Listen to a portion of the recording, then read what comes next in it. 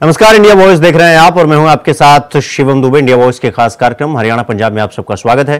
Bulletin की शुरुआत करेंगे। प्रधानमंत्री नरेंद्र मोदी से अपनी मुलाकात पर हरियाणा के मुख्यमंत्री नायब सिंह सैनी ने कहा कि प्रधानमंत्री नरेंद्र मोदी से शिष्टाचार भेंट हुई है। हरियाणा में हमारी जो प्रचंड जीत हुई है उसके बारे में मैंने प्रधानमंत्री मोदी को बताया। मैंने प्रधानमंत्री से कहा कि उन्हें हरियाणा के लोग बहुत प्यार और स्नेह करते हैं, जिसका परिणाम है कि तीसरी बार हरियाणा में डबल इंजन की सरकार बन रही है। तो वहीं सीएम सैनी ने आगे कहा कि मेरी जो ड्यूटी थी वो मैंने पूरी की। मुख्यमंत्री कौन होगा हमारा संसदीय बोर्ड तय करेगा। विधायक दल अपना नेता चुनेगा, किसे चुनेगा या किसे नहीं ये उस पर है। प्रधानमंत्री जी से शिष्टाचार मुलाकात हुई है, क्योंकि मैंने हरियाणा की जो प्रचंड जीत हुई है उसके बारे में आदरणीय प्रधानमंत्री जी को बताया है। और मैंने कहा है प्रधानमंत्री जी को कि आपको हरियाणा के लोग बहुत प्यार और स्नेह करते हैं, और उसका परिणाम है कि आज तीसरी बार भारतीय जनता पार्टी को इतनी बड़ी सीटें दे करके ये तीसरी बार हरियाणा में डबल इंजन की सरकार बनी है। वहीं दिल्ली में चुनाव आयोग से मुलाकात के बाद हरियाणा के पूर्व सीएम और कांग्रेस नेता भूपेंद्र हुड्डा और कांग्रेस नेता पवन खेड़ा ने कहा कि हरियाणा के नतीजे चौंकाने वाले हैं, क्योंकि सभी को लग रहा था कि हरियाणा में कांग्रेस सरकार बनने जा रही है। सभी सर्वे रिपोर्ट में यही था, लेकिन हुआ ये कि जब पोस्टल बैलेट की गिनती शुरू हुई तो कांग्रेस हर जगह आगे चल रही थी, लेकिन जब ईवीएम की गिनती शुरू हुई तो कांग्रेस पिछड़ रही थी। हमें कई शिकायतें मिली हैं, कई जगहों पर वोटों की गिनती में देरी हुई। चुनाव आयोग ने हमें आश्वासन दिया है कि वो सभी शिकायतों पर गौर करेंगे। जो नतीजा है हरियाणा का आश्चर्यचकित करने वाला है, क्योंकि हर आदमी समझता था कि हरियाणा में कांग्रेस सरकार बनाने जा रही है। चाहे आप मीडिया के आदमी हो, चाहे आपके एक्सपर्ट हो, चाहे आईबी हो, चाहे कोई भी एजेंसी हो, सबकी ये रिपोर्ट सर्वे सारे सर्वे ये आए थे, लेकिन ये हुआ। पोस्टल बैलेट की गिनती शुरू होती है तो हर जगह कांग्रेस लीड करती है। ईवीएम की शुरू होती है तो कांग्रेस लीड करती है। बहुत सारी कंप्लेंट है, 30 के करीब है। बहुत सारी तो रिटर्न कंप्लेंट आ गई है और वर्बली बहुत आए हैं सबके। हमारे पास टेलीफोन आया जब काउंटिंग हो रही थी, कई जगह काउंटिंग डिले की गई है, कई जगह ये कहा गया बार बार पोस्टल बैलेट पहले गिनती कीजिए, लेकिन कई जगह नहीं की गई, बाद में की गई। ऐसे कई कंप्लेंट हमने दी है और इलेक्शन कमीशन ने अश्योर किया और सारे कंप्लेंट देख रहे हैं। और आज केसी वेणुगोपाल जी, अशोक गहलोत जी, अजय माकन जी और भूपेंद्र सिंह हुड्डा जी, जयराम रमेश जी, उदय भान जी और सिंघवी साहब भी थे, वो ऑनलाइन जुड़े। इलेक्शन कमीशन को हमने अवगत कराया। करीब 20 शिकायतें जो हमारे पास आई हैं, उनमें से 7 लिखित शिकायतें जो अभी आई हैं 7 कॉन्स्टिट्यूएंसीज से, जिसमें बैटरीज का खास तौर पे जो 99% बैटरीज दिखा रहे थी काउंटिंग के दिन, और बाकी मशीनें जो सामान्य थी वो 60-70% दिखा रही थी। उससे हमने चुनाव आयोग को अवगत कराया और चुनाव आयोग ने हमें ये आश्वासन दिया है, क्योंकि माकन जी ने और सिंघवी साहब ने एक मांग रखी कि वो तमाम मशीनें जिनके बारे में आज जिक्र किया है, शिकायत की है, उन मशीनों को सील कर दिया जाए, सिक्योर कर दिया जाए जब तक इसकी जांच पूरी नहीं हो जाती।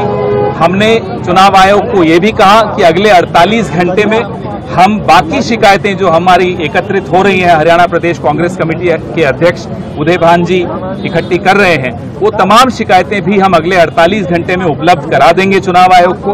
और उसके बाद वो सारी मशीनें सिक्योर कर दी जानी चाहिए, ताकि उससे कोई छेड़ाछाड़ी न हो सके जब तक जांच पूरी नहीं हो जाती। और कोई सवाल? चुनाव आयोग ने हमें आश्वासन दिया है कि वो इस पूरे मामले को देखेंगे और उसका जवाब हमें लिखित में हर बिंदु का, हर कॉन्स्टिट्यूएंसी का अपने रिटर्निंग ऑफिसर से सलाह करके हमें वो जवाब देंगे।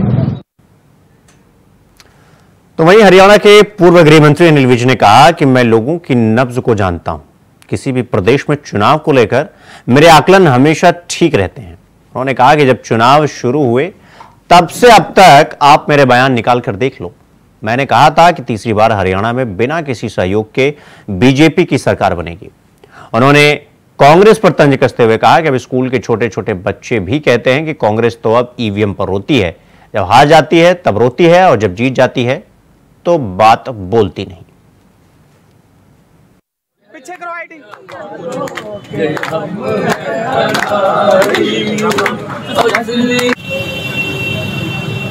मैंने 8 चुनाव लड़े, आडवाणी जी आए, उसके अलावा मैंने कभी मैं कभी बाहर से वर्कर भेजते तो वहीं WWE रेसलर द ग्रेट खली आज हरियाणा के पूर्व गृह मंत्री अनिल विज से मिलने उनके निवास स्थान पर पहुंचे और उनको जीत की बधाई दी। ग्रेट खली ने कहा कि विज साहब की जीत को लेकर केवल उन्हें खुशी नहीं हुई बल्कि पूरे हरियाणा को हुई है। खली ने आगे कहा कि लोगों को खुशी भाजपा के जीतने से ज्यादा खुशी इस बात की है कि अनिल विज 7वीं बार जीते हैं। खली ने विपक्ष द्वारा ईवीएम पर सवाल उठाए पर भी आड़े हाथों लिया।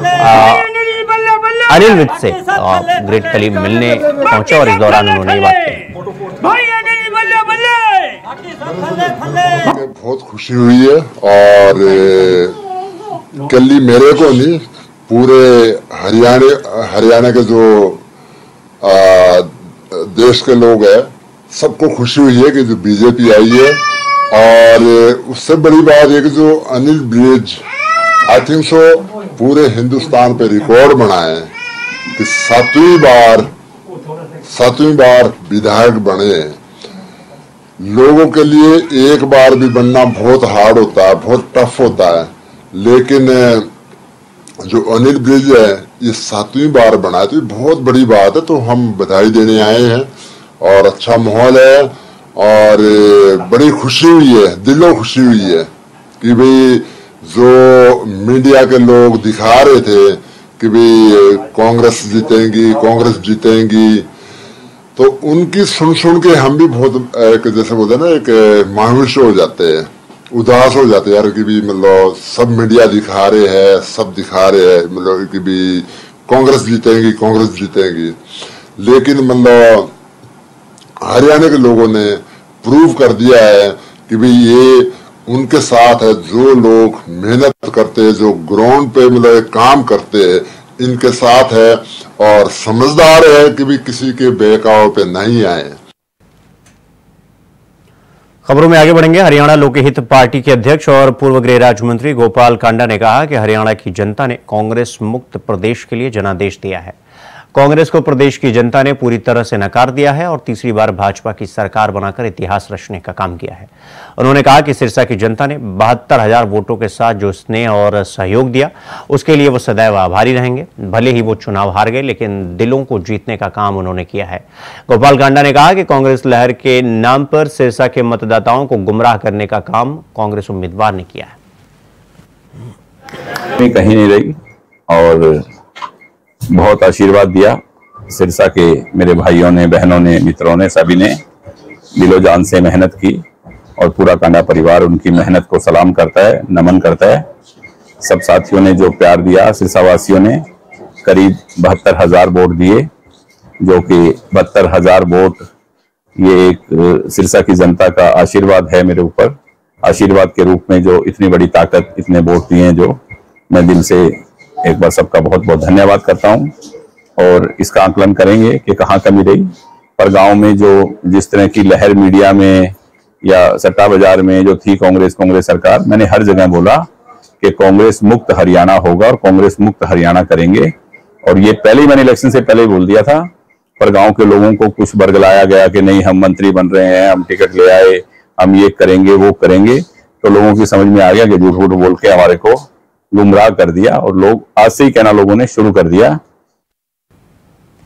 वहीं रोहतक जिले की महम विधानसभा से प्रत्याशी रहे बलराज कुंडू ने आज सभी कार्यकर्ताओं के साथ बैठक करके उनके द्वारा चुनाव में की गई मदद पर आभार व्यक्त किया। इस दौरान कार्यकर्ताओं ने अपने नेता बलराज कुंडू की हार पर अफसोस व्यक्त किया। तो वहीं पर उपस्थित महिला कार्यकर्ताओं ने महम की जनता के द्वारा जन सेवक बलराज कुंडू को धोखा दिए जाने की बात कही। कार्यकर्ताओं ने कहा जिन बहन बेटियों को सुरक्षित कॉलेज पहुंचा रहे थे उनके परिवार वालों ने भी चुनाव में सहयोग नहीं किया। मीटिंग में समस्त कार्यकर्ताओं ने जन सेवक बलराज कुंडू पर बसें बंद करने का दबाव बनाया। मेरा मन नहीं कर रहा, मैं आपके वही बात। तो वहीं हरियाणा में फतेहाबाद के टोहाना में बीजेपी उम्मीदवार रहे और पूर्व मंत्री देवेंद्र बबली ने चुनाव में हार के बाद बिना नाम लिए राज्यसभा सांसद सुभाष बराला पर भीतरघात का आरोप लगाया है। उन्होंने कहा कि भारतीय जनता पार्टी के कार्यकर्ताओं ने मजबूत चुनाव लड़ा। मैं उन लोगों को और जयचंदों का धन्यवाद करना चाहता हूं जिन्होंने टोहाना का विकास रोकने का काम किया। टोहाना की बढ़ती प्रगति को रोकने के लिए पूरी कोशिश की। बबली ने आगे कहा कि कुछ जगह इशू रहे, कुछ लोगों को टोहाना आगे बढ़ता हुआ रास नहीं आया, उन्होंने भीतरघात किया। ये पूरा मामला पार्टी के संज्ञान में है। बहुत ही धूमधाम से मनाया। पहले तो मैं हरियाणा प्रदेश वासियों का धन्यवाद करना चाहता हूं और मैं अपने टोहाना का वासियों का धन्यवाद करना चाहता हूं कि लोकतंत्र के पर्व को बहुत ही धूमधाम से मनाया और जो जनादेश दिया, आज हरियाणा प्रदेश में भारतीय जनता पार्टी की सरकार बन रही है, उसके लिए भी मैं हरियाणा प्रदेश की जनता का बहुत बहुत धन्यवाद करना चाहता हूं और मेरे टोहाना का वासियों का मैं धन्यवाद करना चाहता हूं कि उनका जो स्नेह और प्यार मुझे मिला और चुनाव एक मजबूत चुनाव हमारे भारतीय जनता पार्टी के कार्यकर्ताओं ने, हमारे जागो दिशा से सोचने के जो कार्यकर्ता हैं, मिलकर एक मजबूत चुनाव लड़ा। उसके लिए मैं सभी संगठन के साथियों का, भारतीय जनता पार्टी कर्मठ कार्यकर्ताओं का, जिन्होंने इस चुनाव को अपना चुनाव समझकर लड़कर करीबन 78,000 वोट जो दिलवाने का कार्य किया, मैं उन सब का भी धन्यवाद करना चाहता हूँ। मैं धन्यवाद करना चाहता हूँ उन लोगों का, उन जयचंदों का, जिन्होंने टोहाना की डेवलपमेंट को रोकने में अपनी पूरी ताकत लगाई। जो टोहाना के अंदर टोहाना की बढ़ती हुई जो प्रगति थी उसको रोकने में उन्होंने जी जान लगा दी, उनका भी मैं धन्यवाद करना चाहता हूँ। तो रेवाड़ी जिले की तीनों सीट पर कमल खिलने से बीजेपी प्रत्याशी और कार्यकर्ताओं की खुशी की लहर देखने को मिल रही है। चुनाव में भारी मतों से जीत हासिल करने के बाद कार्यकर्ता जश्न में डूबे दिखाई दिए।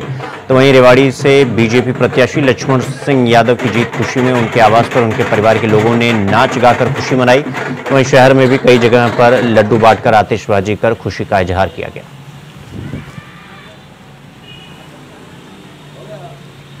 लक्ष्मण यादव इस शहर का नया नेता है और शहर के लिए बहुत बड़ा काम करेगा। एक परिवार का उसने पतन किया है आज, जो कि तकरीबन ये समझो कि 1952 से इस सीट पे टिका हुआ था। यहाँ शहर के विकास का कोई काम नहीं करवाया उन्होंने। लक्ष्मण यादव इस शहर को अब चमका देगा 5 साल में, जो बिल्कुल होगा विकास। लक्ष्मण यादव जमीन से जुड़ा हुआ आदमी है, वो गरीब तबके का आदमी है, उसको पता है कैसे आदमी ऊपर उठता है और कैसे वो काम करवाना होता है, उसको सब पता है। रुक करेंगे अगली खबर की ओर। हरियाणा की गन्नौर विधानसभा सीट से बीजेपी से टिकट न मिलने से नाराज होकर निर्दलीय चुनाव लड़कर युवा चेहरे और पूर्व मुख्यमंत्री मनोहर लाल के सबसे नजदीकी देवेंद्र कादियान ने विधायक बनते ही गन्नौर विधानसभा में सफाई व्यवस्था की कमान संभाल ली और शहर में कूड़े के उठान के लिए खुद ट्रैक्टर पर सवार हो गए। उसके बाद एक बैठक की और बैठक में उनके समर्थकों ने फैसला लिया कि वो बीजेपी को समर्थन करेंगे और गन्नौर का विकास कार्य करवाया जाएगा। अपनी मर्जी से किसी के हाथ में दे, ये मेरा वचन था। जो गन्नौर हल्के की 36 बिरादरी, मैं विधायक बनने के बाद जो मेरी 36 बिरादरी जो मुझे रास्ता बताएगी, मैं उस रास्ते की तरफ जाऊंगा। और आज 36 बिरादरी के नुमाइंदे और यहाँ पर कई हजारों की संख्या में लोग पहुंचे हैं। उन्होंने अपना मत दिया है कि जो सरकार बनने जा रही है बीजेपी की, आपको सरकार के साथ रहना चाहिए। गन्नौर हल्के की जो भलाई है, जो विकास है, वो सरकार में रह के हो सकता है। हमारे विचार नहीं थे क्योंकि बीजेपी ने हमारा साथ ठीक नहीं किया था और गन्नौर हल्के की जनता भी इससे नाराज थी। लेकिन आज सरकार बनी है तो गन्नौर हल्के की जनता ने मुझे आशीर्वाद दिया है कि मैं सरकार के साथ जाऊं और मैं अपना समर्थन आज भारतीय जनता पार्टी की सरकार को देता हूं। कहा यदि किसी भी वर्ग के साथ कोई अत्याचार होगा, चाहे वो किसान है, चाहे कोई सरपंच है या कोई दलित है, यदि किसी या कोई व्यापारी है जिसके साथ अत्याचार होगा, देवेंद्र कादियान अत्याचार के खिलाफ मिलेगा, उसी दिन अपना सरकार से समर्थन वापस लेगा। यह मेरा वचन है। तो हरियाणा की 90 विधानसभा सीटों में से एकमात्र रोहतक एक ऐसी सीट बची जिस पर नतीजा सबसे लेट घोषित किया गया। देर रात करीब 9 बजे यहां से बीबी पत्रा की जीत की घोषणा की गई और वहीं 10:30 बजे सर्टिफिकेट दिया गया। आखिर तक कांग्रेस और भाजपा कार्यकर्ताओं की सांसें अटकी रही। पहले एप्लीकेशन दर्ज करने पर वीवी पैट का मिलान कराया गया, लेकिन जब मिलान बिल्कुल सही निकला तो उसके बाद 3 एप्लीकेशन और दर्ज कराई गई, जिसमें भाजपा प्रत्याशी मनीष ग्रोवर और 2 निर्दलीय प्रत्याशी थे। लेकिन इन एप्लीकेशन को रद्द कर दिया गया और वीवी पत्रा को विजयी घोषित कर दिया गया। जीत के बाद बीबी पत्रा ने मीडिया से बातचीत करते हुए कहा कि इसका श्रेय रोहतक की जनता और कार्यकर्ताओं को जाता है। जीत के बाद बीबी पत्रा ने सर्टिफिकेट मिलने के बाद जाट कॉलेज से अपने घर तक समर्थकों के साथ रोड शो निकाला और इस दौरान बीबी पत्रा ने समर्थकों का अभिवादन स्वीकार किया। जनता का बहुत बहुत आभार व्यक्त करता हूँ, उनका धन्यवाद देता हूँ कि मुझे इस लायक समझा और मुझे आज विधायक बनने पर एसडीएम साहब ने मुझे उसका सर्टिफिकेट दिया और मेरे को 1341 वोटों से विजयी। बाकी आपने कोई बात पूछी, लीगल फॉर्मेलिटीज पूरी की और साथ में लगता है कि सत्ता पक्ष कोई दबाव भी बनाने की कोशिश कर रहा था। 5 वीवीपैट की काउंटिंग एक फॉर्मेलिटी होती है, बिल्कुल ठीक मिलता है, सभी साइन कर देते हैं और ये इस बात के लिए अधिग्रह के सामने सिग्नेचर वो काउंटिंग होनी चाहिए। वो काउंटिंग पूरे में 2-2.5 घंटे लग गए और उसके बाद उन्होंने एक एप्लीकेशन दी कि रीकाउंटिंग करनी चाहिए।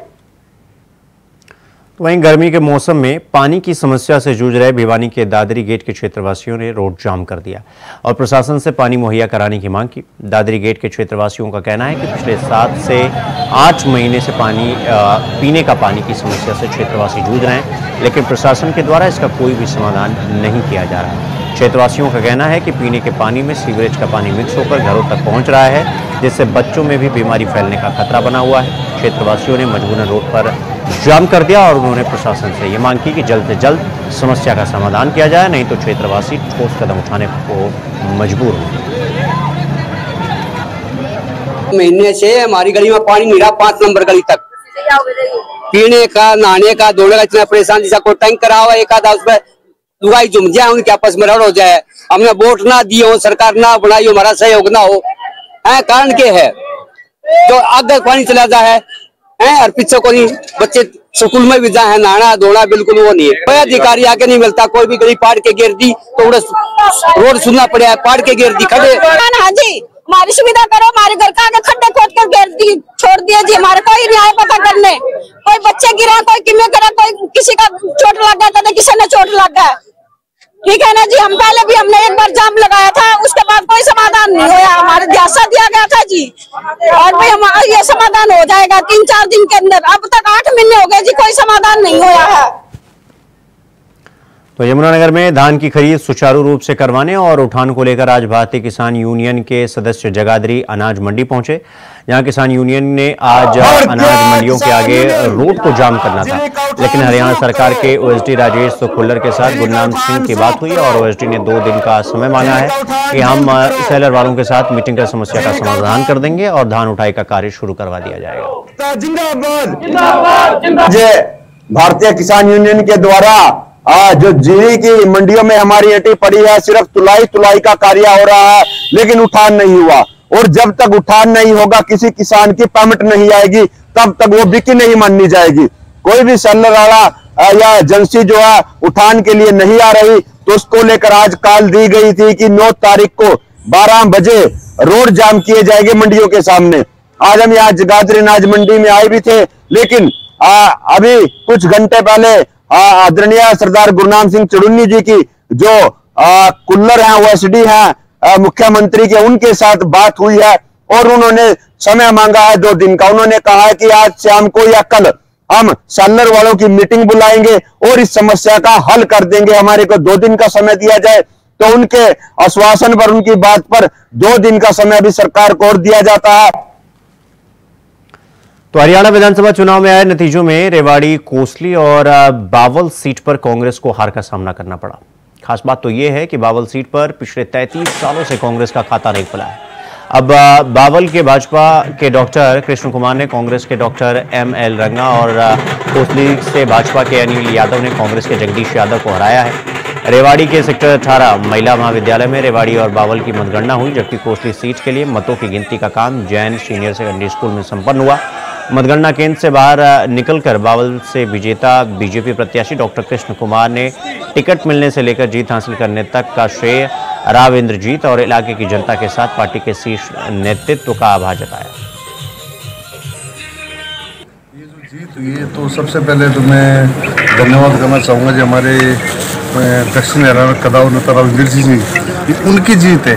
तो उनके आशीर्वाद से ये सारा जो मैंने इलेक्शन लड़ा है, उनके आशीर्वाद से मैंने टिकट मिली। और भारतीय जनता पार्टी के सभी पदाधिकारी और कार्यकर्ताओं की और बावल क्षेत्र की सभी जनता की जीत है, क्योंकि सभी बावल के क्षेत्र में ये चुनाव जमकर लड़ा है। देखो, मैंने पहले भी बताया था, भारतीय जनता पार्टी, उनकी नीति और उनकी नीति स्पष्ट है। केंद्र में भी सरकार है, हरियाणा में भी। तो भारतीय जनता पार्टी की उनकी नीतियों को, उनकी काम विकास को देखते हुए जनता ने भारतीय जनता पार्टी को तीसरी बार चुना है। रुक करेंगे अगली खबर की ओर। अगली खबर सोनीपत से है, जहां उस समय सनसनी फैल गई जब शहर के पौष इलाके में रात को गांव कबीरपुर के रहने वाले आशु नाम के युवक की कुछ लोगों ने बेरहमी से पिटाई कर दी और इस पिटाई के बाद उसने इलाज के दौरान दम तोड़ दिया। परिजनों ने Nikki Dahiya YouTube influencer, sector 12 के 2 सिक्योरिटी गार्ड्स और कई लोगों पर हत्या का आरोप लगाया है और पुलिस ने भी परिजनों की शिकायत पर मुकदमा दर्ज कर आगामी कार्रवाई शुरू कर दी। भतीजा लगता जी, ये लड़का जो एक्सपायर हुआ है, तो ये सरे 2-3 दिन से दिमाग से थोड़ा परेशान चल रहा था। 4 तारीख को ये घर से निकल गया और सामने हमारे जो गांव के सामने कबीरपुर के सामने सेक्टर 12 लगता है, ये वहाँ सेक्टर 12 की तरफ चला गया। मानसिक तौर पे थोड़ा दिमाग से परेशान चल रहा था, तो इस पे शक के तौर पे सिक्योरिटी गार्ड वालों ने इसको पकड़ लिया और इसको एक निक्की दहिया के नाम से आईडी है फेसबुक पे, जिन्होंने मारा है, वीडियो बनाई है और इसको इतना मारा है जिससे मार सहन ना कर निक्की दहिया के अलावा और कौन कौन है इस पूरे? 2 सिक्योरिटी गार्ड है सर, और उसके जो वीडियो में है उसके साथ में 7-8 आदमी और दिखाई दे रहे जो लठ ले रहे हैं, अपने से लंबे हाइट के लठ ले रहे हैं। और लड़के की आप हालत देखोगे, अभी फिलहाल मृतक की फोटो हमारे पास, आप देखोगे तो इतने लील रखी है और बताया गया है कि चिट्टा पीता लड़का सर पीढ़ी तक का भी नहीं करता था, थोड़ा दिमाग से परेशान चल रहा था बस। हमारे पास आज इन्फॉर्मेशन मिली है कि लड़ाई झगड़ा करके मारपीट करके हत्या की गई है, जिसकी हमने मरने वाला है, इसका नाम आशु उर्फ मोहित है, कबीरपुर का रहने वाला है, जो नशा करने का आदी था। इन्होंने परिवार वालों ने एलिगेशन लगाया कि इसको मारपीट करके इसकी हत्या की गई। इस बेस पे हमने उन्होंने दरखास्त पे FIR कर दी गई है। मामला दर्ज किया गया है और कितने लोगों को शामिल किया गया है? अभी विभिन्न धाराओं में मुकदमा दर्ज कर लिया गया है। अभी इसकी इन्वेस्टिगेशन करेंगे, जो भी फैक्ट होंगे वो आपके सामने पेश किए जाएंगे। कोई सोशल मीडिया पर एक वीडियो भी वायरल हो रहा है जिसमें कहा गया कि चोरी के लिए में घुसा था, ऐसा कुछ ना? अभी उसकी इंक्वायरी की जा रही है। तो वहीं धर्मनगरी कुरुक्षेत्र के 7B इलाके में उस समय हड़कंप मचा जब एक व्यापारी परिवार नवरात्र के वक्त मंदिर चला गया और घर में अचानक आग लग गई। हालांकि फायर ब्रिगेड मौके पर पहुंचे और आग पर काबू पाया, लेकिन तब तक घर को आग ने स्वाहा कर दिया। घर में रखा कीमती सामान आग की भेंट चढ़ गया। पोर्च में रखी खड़ी गाड़ी भी झुलस गई। उसे पड़ोसियों ने धकेल कर घर से बाहर किया, तब गाड़ी बच पाई। तो परिवार का रो रो कर बुरा हाल है। जीवन भर की कमाई से बनाया गया आशियाना आग की भेंट चढ़ते देख परिवार सदमे में है। जैसा कि हमारे वार्ड का हिस्सा है, यहाँ पंडित जी हैं, हमारे मित्र हैं, उनके घर में आग लगी, बहुत नुकसान हुआ, जैसे आपने देखा भी होगा। भगवान से कृपा करता हूँ जान बच के किसी को ज़्यादा नुकसान नहीं हुआ। हम सारे वार्डवासी, सारे शहरवासी इनके साथ खड़े हैं, जो भी हमारे से मदद होगी हम इनके साथ खड़े हैं। तो जानी नुकसान नहीं हुआ भाई? हाँ, मैं भगवान से दुआ करता हूँ कि कोई नुकसान नहीं हुआ, और नुकसान तो घर का बहुत हो गया, पर जान माल को नुकसान नहीं हुआ। जला के चले गए? नहीं, ये सर ये मंदिर में गई थी बहन जी और ये भाई साहब मंडी में चले गए। अच्छा। और पड़ोस में किसी ने पता नहीं लगा, बस अंदर आग पूरी पकड़ गई। मंदिर से आगे देखे तो फिर आगे देखा तो आग पकड़ गई। पड़ोसियों में कहीं रुक कर रौला नहीं जब पड़ जाता तो ज्यादा नुकसान होने तो बच जाता। तो जोत लगी हुई थी? हाँ, अंदर जोत वगैरह लगाएगा, वो मंदिर में चली गई थी। बहन जी अंदर जा रही थी। तो नुकसान कितना? नुकसान तो बहुत हो गया, सारा अंदर सारा जल गया जिनका मकान। भाई साहब क्या नाम है आपका? मेरा नाम तो जी पवन सैनी है जी। तो आप पड़ोसी है? हाँ, हमारे पड़ोसी हैं जी।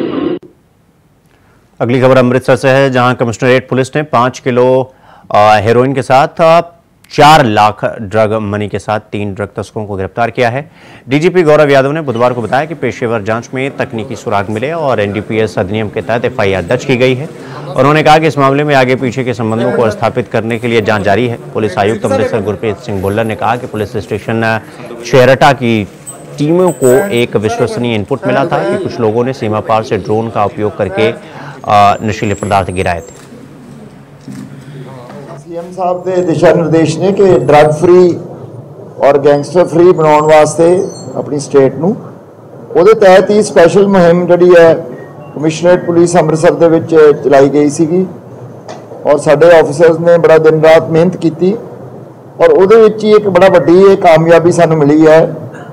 क्रॉस बॉर्डर जिहड़ा ड्रग समगलिंग रैकेट है और सिंडिकेट या कार्टल तुसीं कह सकते हो ब्रेक किया गया, जिहड़ा कि ड्रोन राही पाकिस्तान तो बॉर्डर एरिए दे विच पुश किया जा रहा सीगा। ਉਹਦੇ 3 ਸਮਗਲਰ ਅਸੀਂ ਫੜੇ ਹੈ और 5 किलो हीरोइन नाल ड्रग मनी है 3,90,000, एक स्विफ्ट कार है, एक मोटरसाइकिल है। तो पंजाब में बढ़ती आपराधिक घटनाओं को रोकने के लिए जहां पंजाब पुलिस पूरी ताकत झोंक रही है, तो वहीं अमृतसर पुलिस को नाकाबंदी के दौरान बड़ी सफलता हाथ लगी है। जानकारी देते हुए पुलिस कमिश्नर गुरप्रीत सिंह भुल्लर ने बताया कि अमृतसर के थाना छेरटा पुलिस और सीआईए स्टाफ पुलिस को उस समय बड़ी सफलता हाथ लगी जब पुलिस ने 6 आरोपियों को 4 हथियार के साथ गिरफ्तार किया, जिनमें से 4 हथियार बरामद किए गए, पिस्तौल और एक 12 बोर की दुनाली और कुछ कारतूस भी बरामद किए गए हैं। उसके खिलाफ पहले से ही 17 आपराधिक मामले दर्ज हैं और ये वे ड्रग तस्करी का काम करने वाले थे। और छाटा दे विच साडे अमनदीप इंस्पैक्टर सीआईए उन्होंने असी जिहड़े बड़े नोटोरीअस ते बदनाम क्रिमिनल्स फड़े है 6 जने और 4 वैपन उन्होंने तो रिकवर होए, 3 पिस्टल ने, एक 12 बोर की गन है और नाल राउंड्स ने। उहदे जशन सिंह एलियस छिन्नी एक कोटली सक्का राजा संसी अमृतसर का रहने वाला है, ये खिलाफ टोटल जिहड़े है